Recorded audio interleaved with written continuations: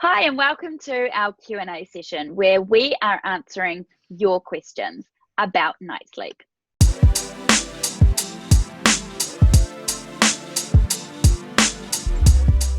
We have asked in our free Facebook sleep community, what is your burning baby or toddler night sleep question? We've gathered some questions together and we're going to answer them. All right, the first one is from Ingrid. She says, I don't feed my 10-month-old to sleep, but he's still waking every 2 hours for a feed during the night. Should I stop feeds cold turkey? 10-month-old waking every 2 hours for a feed overnight. What do you think, Amanda? First of all, I'd want to know what the 10-month-old was doing through the day. I would hazard a guess that probably the baby is actually having 3 naps still, and that they're still having a late afternoon nap, and then that late afternoon nap is actually affecting the nighttime sleep. The nighttime sleep, because he's waking potentially every 2 hours because he actually is just Undertired. He's just not tired enough after that late afternoon sleep to be able to have a decent long chunk nighttime sleep. If that wasn't the case and that he had dropped his 3rd nap and he was now just having 2 naps, I would want to see what was happening in those other 2 naps. If he was having one decent 2-hour sleep at some period of the day, hopefully in the middle of the day, because if he's only having his long sleep in the morning and then having a really short sleep in the middle of the day, he could actually be overtired by the time bedtime comes. So that could cause the nighttime waking every 2 hours. Then, depending on what you're doing, every time he wakes. Well, from the sounds of it, she says he's waking every 2 hours for a feed. Yeah. So I guess it depends on what you're doing. If he's feeding, but the thing is with feeding him in the night like that is he might not actually be hungry. He's just feeding or sucking essentially to get back to sleep. Yeah, and I agree. I think you would first need to look at the daytime and see what's happening in the day, sort out the naps. She's saying she doesn't feed him to sleep, so he's obviously capable of self-settling if he's given the chance. It's just that's not going to be very easy for him to achieve if he's overtired or undertired. So she's asked, should I stop feeds cold turkey? It's not really a feed question. Like it's something that we would look at for feeding per se. It's something that you would look at sleep-wise first, and then you'd probably have to look at a little bit of night weaning because he's maybe getting his calories in the wrong doses and getting a lot of calories at night. So but sleep's definitely the first thing. I don't think we would ever recommend going cold turkey on feeds either, though. He's getting calories at nighttime, and no matter what happens, he's going to need to get those feeds and calories during the daytime. So going cold turkey is almost just cruel. So he's going to need to start increasing his feeds during the day and alternating but first of all, figuring out what is happening through the day. And then maybe if the day is perfect, then figuring out what we'll do at nighttime and having a bit of a plan of attack. But it certainly would not be cold turkey. No, definitely wouldn't be. So the next question is from Sarah. Sarah says, I have a 3.5-year-old, a 3.5-year-old that wakes 3 to 4 times every night. He's got water beside him. He knows how to cover himself up. He's got a nightlight. He'll come into our room for any excuse. How do we get this to stop? I'm just going to say straight away, is he still napping? If your child at 3.5 years old is still having a nap in the day, and let's be honest, any sort of nap. Yeah, and children that age love to nap in the day. Like they'll sleep for a couple hours if you'd let them. And we let them because we get a break. And it's even when your energetic toddler's asleep. But any sort of nap at that age is going to mean he's just not tired enough to stay asleep at night. So him waking up, coming in, asking for water, asking for this, that, the other, it's just because he's not tired enough and he can't go back to sleep, basically.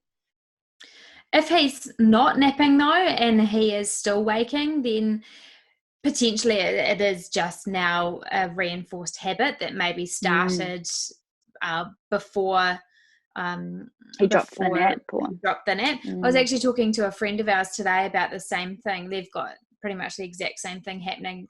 Their toddler is coming into their bed, and she's so quiet when she comes in that they don't even notice. So the problem is she's then getting what she wants until they wake up. Then they're realizing that she's in there. You need to just be consistent. Take her back to her bed, or take the toddler back to the bed. Take him back to the bed. Be consistent. Put him back in. Reassure him and that he needs to sleep in his own bed. And after a couple of days of hopefully the issue is a quick fix, and that it is just that he's napping during the day, and that you need to be consistent for a decent couple of weeks of getting rid of the nap so that he sleeps better at nighttime so he can get rid of the nap. It's a bit of a vicious cycle at this age. If they nap, then they stay up at night, and then they wake then they're tired, so they need a nap. They're tired, so they need a nap. So it really is be consistent. Try not to drive in the middle of the day. Interesting, the same thing I was saying today to our friends is the middle of the day is a really high need for sleep, especially at that age. So the rest and digest sort of period happens between 12 and 2. If you actually do need to drive, then after 3 o'clock, they almost come back out of that sort of real sleepy phase, and you can drive again with them in the car for a decent period of time, and they won't go to sleep. Try not to drive in that real middle period of the day, especially while you're trying to adjust. If you've just adjusted to having no nap, but nap first thing to look at. All right, this next one is from Jenny Emma, who says, it's quite a long one, but I'll give you the gist of it. My 3-month-old wakes up between 2 and 4 a.m. for a feed, but then is always unsettled after that. So she goes on to say she's struggling to get wind up, the room temperature seems okay, she's in the sleeping bag. I'm not sure what the problem could be. She often ends up in bed with me from 5 a.m. I need to do some patting, blah, blah, blah. So she's awake, 3 months old, between 2 and 4, and is always quite unsettled after that. Yeah. So again, I mean, the first thing we're always going to tell anybody is to take a look at what's happening in their day. You know, at this age, babies can either do two things. They can either sleep way too much in the day, which means, you know, as we just talked about with the toddler, that they're just not tired enough to sleep well overnight, or they're not sleeping enough, and that quite commonly can creep in around that 3 to 4 month age bracket. So, you know, and then that's where they start catnapping, that's where they're getting overtired. So waking and being quite unsettled can be under or overtiredness. But what else could it be? If you've sort of ruled out everything to do with naps during the day causing any sort of long period of waking, overtired, undertired, like you've already talked about, I think temperature, if there's any lights in the room, anything like that. With a 3-month-old, the need for sleep is still going to be really high. So I would be checking all of those things out first, and then if there was a real long period of awake time at that time of the day, I maybe would look at if the baby had some sort of reflux, but that's a GP needs to have a look at that. And see if potentially the reflux is causing some sort of issue after a long, decent first 8 hours. But I would say it's something in the day is the majority of these sorts of wakes. Remembering reflux is common, but not necessarily an issue. So with most babies, I would also be thinking that a 3-month-old could possibly still benefit from being swaddled. Says she's in a sleeping bag, and you know, like they're coming into they're through the first part of the night, which is the heavy sleep part of the night, where their body is being pumped full of the sleep hormones, so there's a strong drive to sleep. But they're coming into the second half of the night where they're going to wake up if something's uncomfortable, something's not right, they're too tired, they're not tired enough. So having them still swaddled at that point is a really good tool. But I do wonder about temperature. It says she sleeps in a sleeping bag with a long sleeved vest under, and the temperature in the room is 19 degrees. Yeah, I would. So to me, I would definitely. Yeah, it's too cold. The baby's too cold. The room temperature's fine. This is Celsius. But yeah, I would say the baby's too cold in just a long sleeved vest. At 19 degrees, our children, because they were pretty much the same, would have been in like a vest plus a full bodysuit with feet, plus like a duvet or winter weight sleeping bag. So it's always worth trying to put on an extra layer and seeing if that makes a difference. It's an easy, simple fix to do. Or potentially even try putting the temperature up to 20, because not always does the doesn't always read accurately. Depending on where you're reading your temperature, it might not be correct. Like I know that our heater would be over one side of the room, but I would actually have our temperature monitor over the other side of the room closest to the cot, and there could be a couple of degrees difference in that. So maybe the baby's actually getting really quite cold, and that's why she's not settling back to sleep. And that would also explain why bringing her into bed with you heats her up the difference, because she's obviously getting warm. So having a look at something happening in the daytime plus also temperature is a really big one.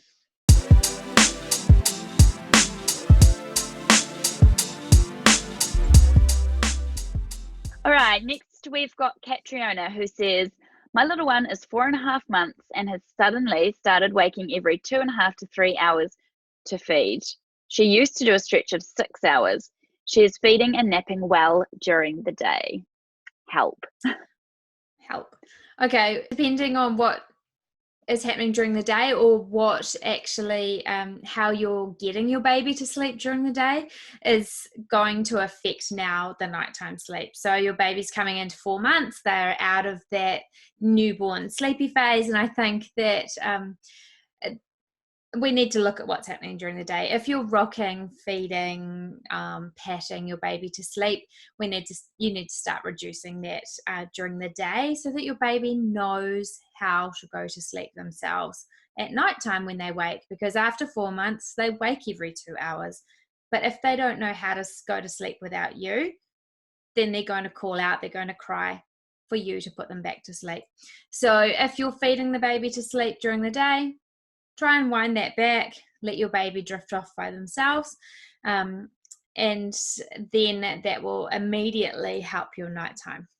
What else do you think, Nikki? What else could it be? Well, I mean, at 4.5 months, and the thing is, that's classic newborn. They start to sleep for that 6 hour stretch overnight, and you're like, yes, I've nailed it. My baby's sleeping for 6 hours.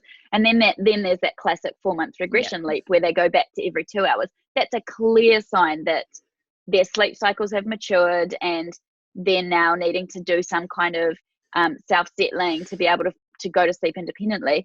But she's asking, she's saying she's waking every 2 to 3 hours to feed. And like that question we had earlier, just because she's woken doesn't necessarily mean she needs to feed. So I'm hazarding a guess that this baby is being fed to sleep at the start of their naps and at bedtime.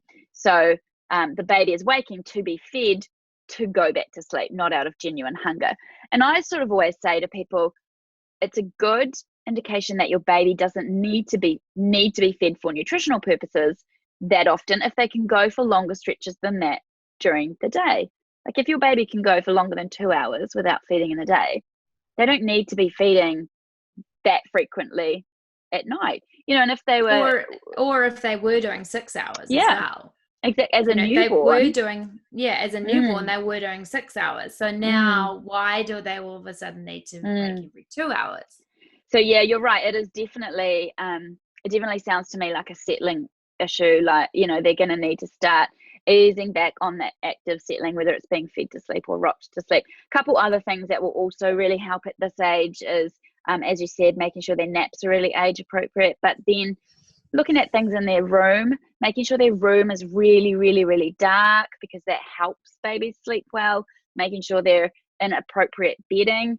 And this is an age where, white noise. So that white noise is really, really helpful. It helps with self-settling as well. And this is an age where they're starting to kind of come out of swaddles into sleeping bags. They're almost at that I'm rolling, I need a sleeping bag sort of age. So it can be a bit tricky then.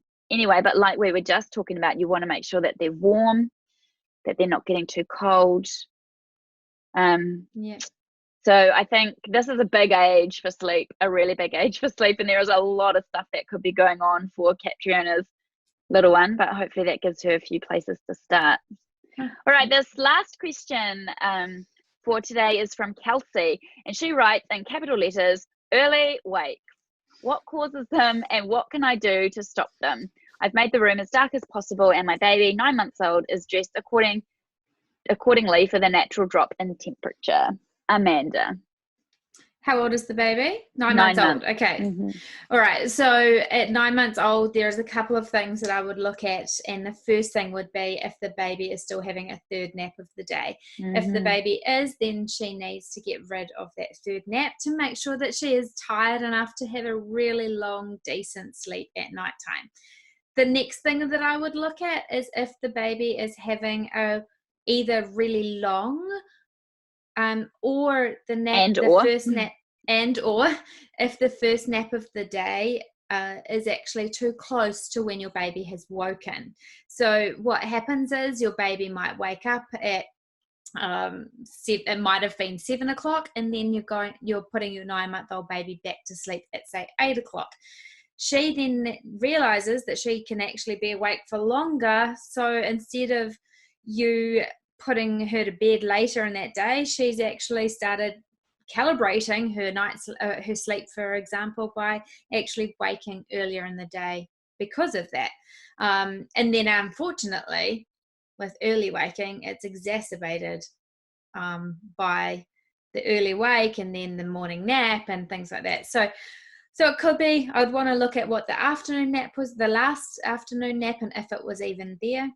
The first nap of the day, what time it was, and how long it was.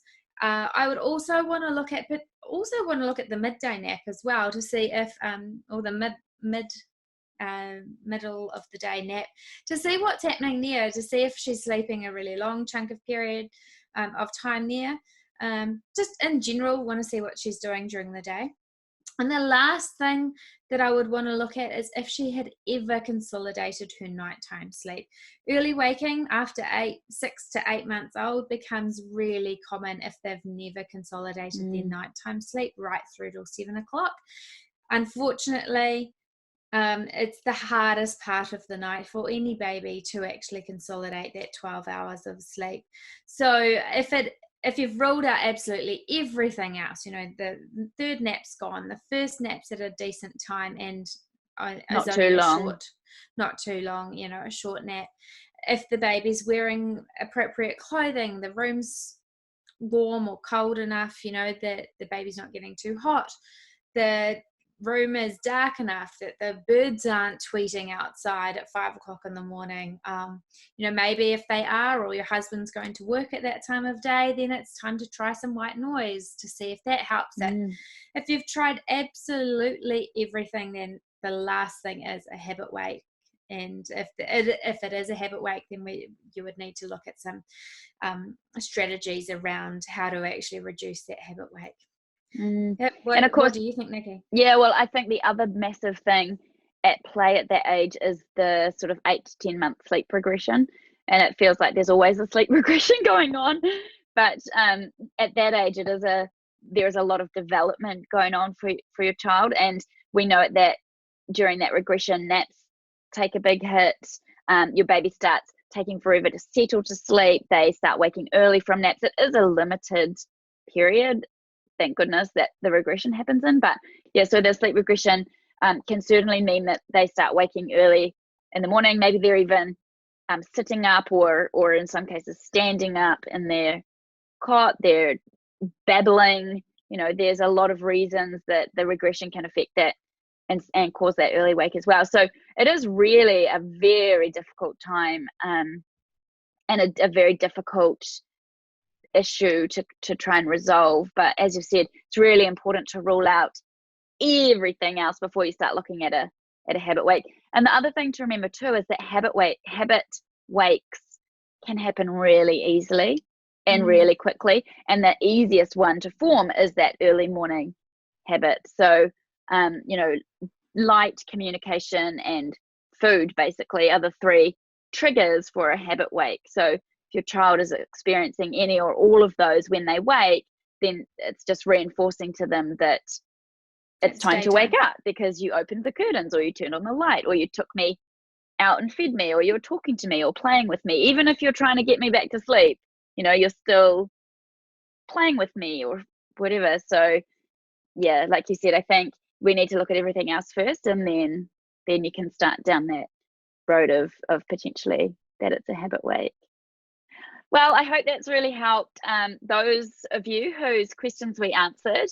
The thing I think that we've repeated, and that is really quite important to understand about trying to improve your little one's night sleep, is the very, very first place we would always start when we're trying to improve night sleep is with their day sleep. And that is because we see how intrinsically linked the two are. So whatever's happening in your child's day, and that's also with their feeding as well, their nap times, their nap lengths, their awake windows, all of that directly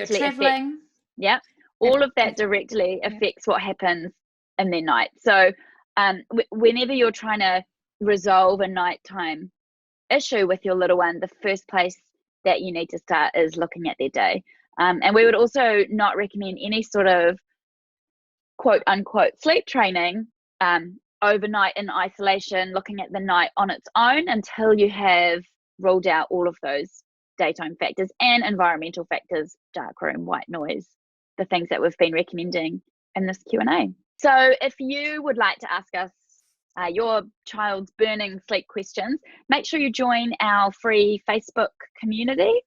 Just have a look. I'll link it in the description box below. And we've got thousands of members in there, and we have a lot of conversations about sleep and nutrition. So you're able to ask us questions in there, and we might answer them in a video just like this. Thanks for watching.